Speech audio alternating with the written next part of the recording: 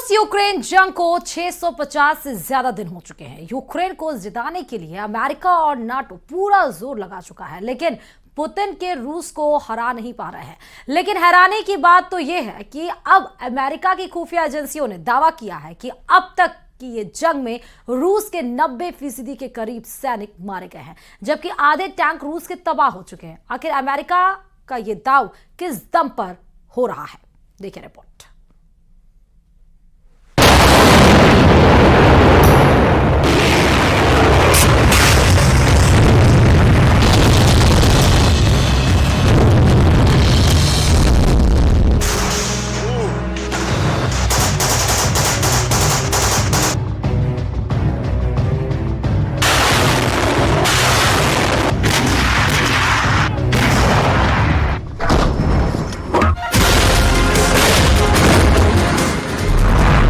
मारे गए 90% सैनिक। 600 दिन बाद पुतिन की हार।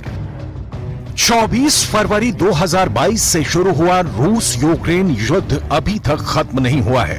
660 से ज्यादा दिनों से चल रहा युद्ध अब ऐसे दौर में पहुंच चुका है जहां अब रूस खूनी मौत मरना शुरू हो चुका है। दावे तो यहां तक किए जा रहे हैं कि यूक्रेन के खिलाफ जंग में उतरे रूस के 90% सैनिक मारे जा चुके हैं। हम आपको आज अमेरिका की खुफिया एजेंसी के हवाले से वो खबर दिखाने जा रहे हैं जिसे देखकर आपके रोंगटे खड़े हो जाएंगे, लेकिन साथ ही हम आपको ये भी दिखाएंगे कि पुतिन किस दम पर दावा कर रहे हैं कि रूसी सेना ने यूक्रेन, अमेरिका, ब्रिटेन समेत नाटो के सभी देशों की सैन्य ताकत को यूक्रेन में तबाह कर डाला है। रूस के आधे टैंक तबाह, खुफिया रिपोर्ट का दावा। 24 फरवरी 2024 को रूस यूक्रेन जंग को पूरे 2 साल हो जाएंगे, लेकिन सवाल उठता है कि अभी तक 600 दिन की जंग में पुतिन की जीत और यूक्रेन की हार पर क्या दावे किए जा रहे हैं। अगर रूस के दावों को माने तो पुतिन का रूस यूक्रेन के 35 से 40% इलाके जीत चुका है, लेकिन अब अमेरिकी इंटेलिजेंस एजेंसियों ने जो खुफिया जानकारी के आधार पर दावा किया है वो हैरान करने वाला है। जरा देखिए कैसे पुतिन के हारने के दावे किए जा रहे हैं। अमेरिकी इंटेलिजेंस एजेंसियों की खुफिया रिपोर्ट के मुताबिक 600 से ज्यादा दिन की जंग में रूस के 90% के करीब सैनिक मारे जा चुके हैं। यहां तक कि रूस ने यूक्रेन के खिलाफ जिस तरह से व्यापक टैंक युद्ध शुरू किया था, उसे भी यूक्रेन सेना ने नाटो और अमेरिका से मिली एंटी टैंक मिसाइलों के जरिए तबाह कर डाला है। दावा तो यहां तक किया जा रहा है कि यूक्रेन ने 600 दिन से ज्यादा की जंग में रूस के आधे टैंक तबाह और बर्बाद कर दिए हैं। अमेरिकी इंटेलिजेंस एजेंसियों की इस खुफिया रिपोर्ट को रूसी जनरल और कमांडर बकवास बता रहे हैं, जबकि यूक्रेन के राष्ट्रपति ज़ेलेंस्की इसे यूक्रेनी सैनिकों की बड़ी जीत बता रहे हैं। लेकिन सवाल उठता है कि अगर रूस के 90% के करीब सैनिक मारे जा चुके हैं, तो फिर यूक्रेन अपने इलाकों को रूस के कब्जे से छुड़ा क्यों नहीं पा रहा है।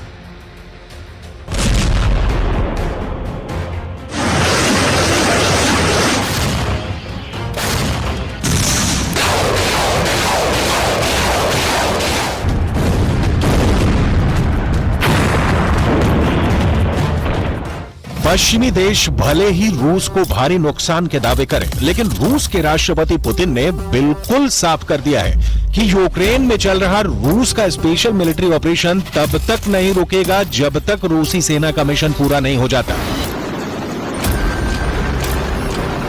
Тогда, когда мы достигнем своих целей, о которых вы сказали, теперь вернемся к этим целям. Они не меняются. Вот я напомню, о чем мы тогда говорили. О денацификации Украины, о демилитаризации. खौफ में यूक्रेनी जनरल, रूस के 7 गुना हमले शुरू। अब सवाल उठता है कि राष्ट्रपति ज़ेलेंस्की बार बार अमेरिका क्यों भाग रहे हैं, क्यों बाइडेन के सामने बार बार हथियारों की लिस्ट रख रहे हैं। ऐसा क्या है कि बाइडेन का अमेरिका और नाटो देश मिलकर भी रूस को अब तक जंग में नहीं हरा पाए हैं। हम आपको यूक्रेनी सेना के लेफ्टिनेंट जनरल सेर्ही नएव की वो रिपोर्ट दिखाने जा रहे हैं, जिसमें यूक्रेनी जनरल ने साफ माना है कि रूस के हमले कम होने की बजाय बेहद तेज हो चुके हैं।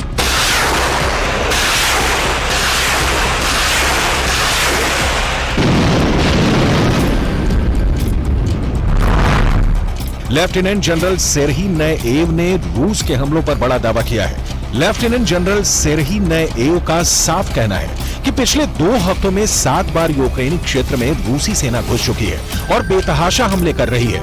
अब सवाल उठता है कि अगर 90% के करीब रूसी सैनिक मारे जा चुके हैं तो फिर रूस इतने भीषण हमले कैसे कर रहा है। लेफ्टिनेंट जनरल सेर्ही नएव ने यह भी दावा किया है कि रूस के 7 हमलों में से 5 हमलों को यूक्रेनी सेना ने नाकाम कर दिया है। अगर यूक्रेनी जनरल के बयान को सही माने तो फिर वो ये बताएं कि 7 में से 2 बार रूसी सेना के हमले सफल कैसे हुए।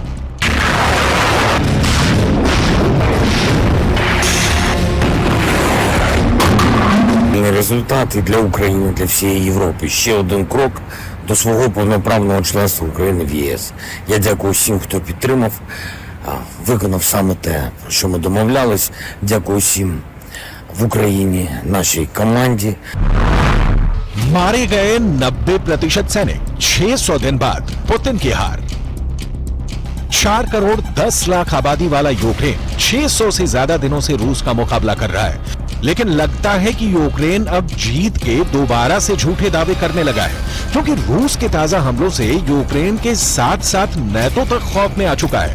राष्ट्रपति पुतिन ने यूक्रेन की राजधानी कीव पर पूरी तरह से कब्जा करने के लिए अपनी घातक फौजों के सबसे बेहतरीन 2 लाख लड़ाके सरहद पर भेजना शुरू कर दिए हैं। ऐसे हालातों को देखकर लग रहा है कि पुतिन पूरे यूक्रेन पर कब्जा करने जा रहे हैं। लेकिन वहीं दूसरी तरफ अमेरिकी खुफिया एजेंसियों ने रूसी सेना की तबाही के जो दावे किए हैं वो गले नहीं उतर रहे हैं। भले ही अमेरिका की एजेंसियां दावा करें कि रूस के 90% के करीब सैनिक मारे गए हैं या फिर घायल हुए हैं, लेकिन इस दावे पर यकीन करना मुश्किल है। जरा देखिए अमेरिका की खुफिया एजेंसियों के हवाले से क्या आंकड़े जारी किए गए हैं। रूस के आधे टैंक तबाह, खुफिया रिपोर्ट का दावा।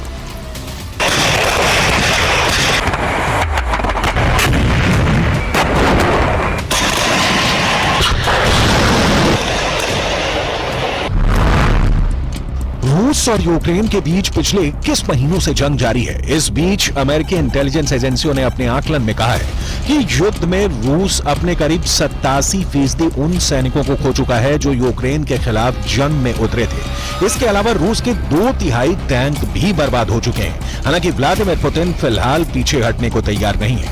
फरवरी 2024 में जंग को शुरू हुए 2 साल पूरे हो जाएंगे। पुतिन का साफ कहना है कि रूस किसी भी कीमत पर जंग से पीछे नहीं हटेगा। हालांकि अमेरिकी जानकारों का यह भी मानना है कि इस जंग में यूक्रेन को कोई बढ़त मिलने वाली नहीं है। लेकिन वहीं दूसरी तरफ अमेरिकी खुफिया एजेंसियों ने रूस की तबाही के जो आंकड़े जारी किए हैं वो हैरान करने वाले हैं। अमेरिकी अनुमान के मुताबिक यूक्रेन में रूस के 3,60,000 सैनिक घुसे थे। इनमें से 3,15,000 सैनिकों की अब तक मौत हो चुकी है। इसके अलावा रूस के 3500 में से 2200 टैंक भी बर्बाद हो चुके हैं। यही नहीं, रूसी सेना के वाहनों को भी नुकसान पहुंचा है। अनुमान में कहा गया है कि रूस अपने 1/4 से ज्यादा हथियारों को खो चुका है। हालांकि अब तक इसे लेकर रूस ने कोई प्रतिक्रिया नहीं दी है। पिछले दिनों यह भी खबर आई थी कि व्लादिमीर पुतिन ने नए हथियार हासिल करने के लिए ही उत्तर कोरिया के तानाशाह किम जोंग उन से मुलाकात की थी। Что касается демилитаризации, не хотят договариваться, ну что ж, мы тогда вынуждены принимать другие, в том числе военные меры. Но сегодня Украина почти ничего уже не производит. Пытаются что-то там еще сохранить, но почти ничего не производят. Все привозят, извините за моветон, на халяву все привозят. Но эта халява когда-то может и закончиться. И, судя по всему, так и заканчивается.